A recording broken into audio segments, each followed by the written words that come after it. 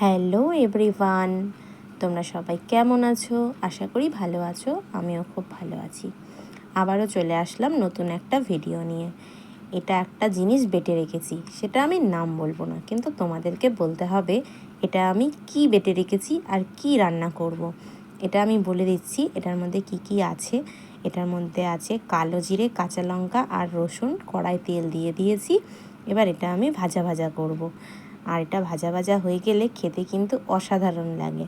নামটা আমি বললাম না, দেখি তোমরা বলো তো এটা আমি কী রান্না করছি এখন। যদি বলতে পারো তাহলে চটপট কমেন্ট বক্সে জানিয়ে দাও যে এটা কী রান্না করছি। এটা কিন্তু গরম ভাতে দুর্দান্ত লাগে, বলে দিলাম এইটুকুনি। চলো টাটা, এবার দেখতে থাকো ফাইনাল লুকটা কেমন হয় রান্নার।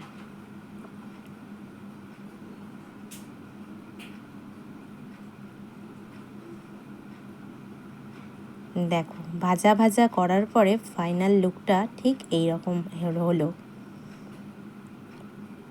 বলো তো তোমরা এটা কি রান্না হলো।